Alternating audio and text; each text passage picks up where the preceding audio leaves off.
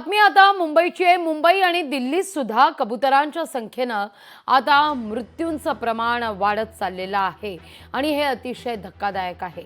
मुंबई आणि पुण्यासारख्या शहरांमध्ये कबुतरांच्या संख्येत प्रचंड वाढ झाली आहे। 150% वाढ झाली आहे। कबुतरांची विष्ठा, पिस यामुळे नागरिकांना अस्थमा आणि इतर श्वसनाचे गंभीर आजार संभवत आहेत। यामुळे कबुतरांची संख्या नियंत्रणात आणण्याकरता ठोस उपाययोजना करण्याची गरज असल्याचं म्हटलं जात आहे।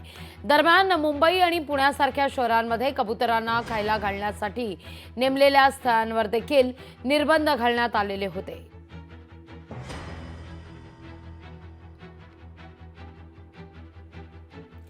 या सगळ्याविषयी अधिक माहिती घेण्यासाठी थेट जाऊया आपले प्रतिनिधी चेतन ननावरे यांच्याकडे।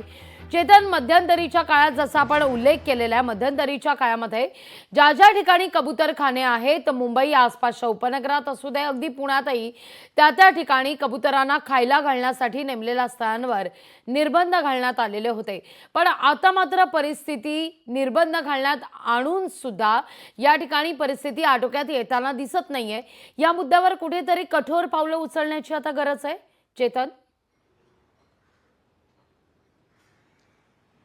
निश्चितच लागवी याआधी सुद्धा मुंबई पुण्यासारख्या काही शहरांमध्ये सातत्याने ही मागणी पुढे आलेली होती, कारण जी सर्वेक्षण झाली त्यामध्ये काही गंभीर बाबी समोर आलेल्या होत्या। विशेष म्हणजे कबुतरांची जी विष्ठा असते किंवा पिसे असतात त्याच्यामुळे शरीरावरती जे परिणाम व्हावे लागलेले आहेत त्याच्यामध्ये काही लक्षणं समोर आलेली आहेत। विशेषतः खोकला आणि दमासारख्या ज्या आजार आहेत त्या रुग्णांमध्ये वाढ झालेली आहे आणि सर्वात महत्त्वाची बाब म्हणजे फुफ्फुसांवरती अनेकांचा परिणाम झालेला आहे।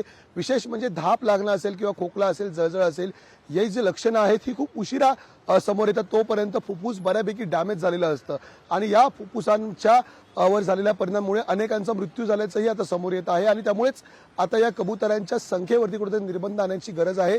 कारण मुंबईसारख्या शहरांमध्ये आपण पाहतो भूतदया म्हणून अनेक ठिकाणी कबूतरखाने तयार करण्यात आले। या ठिकाणी कबुतरांसाठी खाद्य टाकलं जातं आणि त्यामुळे त्या ठिकाणी असलेल्या कबुतरांची संख्या झपाट्याने वाढते। म्हणजे जवळपास 150% या कबुतरांच्या संख्येमध्ये काही दशकांमध्ये वाढ झालेली आहे आणि ही आता मानवी शहरांमध्ये कुठेतरी मानवी वस्तीमध्ये घातक ठरत आहेत आणि म्हणूनच कबुतरांच्या संख्येला निर्बंध आणताना त्यांची विष्ठा आणि पिसं जी हवेमध्ये प्रचंड प्रमाणात पसरत आहेत ती जुनी झाल्यावरती ती श्वसनाद्वारे जी फुफ्फुसांपर्यंत पोहोचतात आणि त्यामुळे झालेले परिणाम आहेत ते जर आटोक्यात आणायचे असतील तर निश्चितच या खाद्यपदार्थांवरती ही बंदी घालावी लागेल। ही स्थळं आहेत त्याच्यावर कुठेतरी निर्बंध आणावे लागतील आणि कबुतरांची संख्या आहे ती आटोक्यात आणावी लागेल। अन्यथा अशा प्रकारच्या आजारांचा सामना मानवी वस्तीमध्ये मानवांना करावा लागू शकतो आणि त्याचा गंभीर परिणाम आता वैद्यकीय दृष्ट्या समोर येत आहे। लागवी निश्चित जो मुद्दा चेतन तुम्ही या ठिकाणी उपस्थित केला, वैद्यकीय दृष्ट्या याचे परिणाम आता जाणवत आहेत। मध्यंतरीच्या काळामध्ये या सगळ्यावर एक आर्टिकल सुद्धा आलेलं होतं ज्यात उल्लेख करण्यात आलेला होता कबुतरांची वाढती संख्या आणि त्यामुळे उद्भवणारे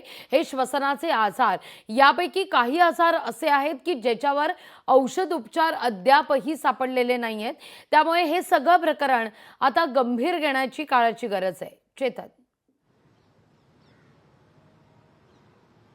निश्चितच आणि याच एकंदरीत माहितीच्या आधारे पुणे महानगरपालिकेने सुद्धा काही ठिकाणी थेट फलक लावत अशा प्रकारे कबुतरांना खाद्य घालण्यावरती निर्बंध आणलेले होते।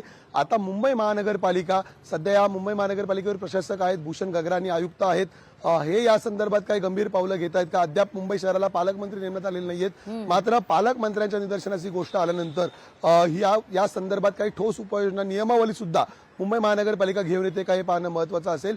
विशेषतः मुंबईमधील दादरचा कबूतरखाना असेल किंवा स्वतः छत्रपती शिवाजी महाराज टर्मिनस स्थानकासमोरील कबूतरखाना असेल, हे खूप जुने कबूतरखाने आहेत, मात्र याच परिसरातील नागरिकांच्या आरोग्याच्या समस्या आता समोर येऊ लागलेल्या आहेत। त्यामुळे मुंबई नगरपालिका आणि एकंदरीत राज्य सरकार या संदर्भात काही गंभीर पावलं उचलत आहेत का हे पाहणं महत्त्वाचं असेल। निश्चित चेतन, तुर्तास धन्यवाद तुम्ही दिलेल्या एकूणच सविस्तर माहिती करता। लोकशाही मराठी ऐका, पहा, जागरूक रहा।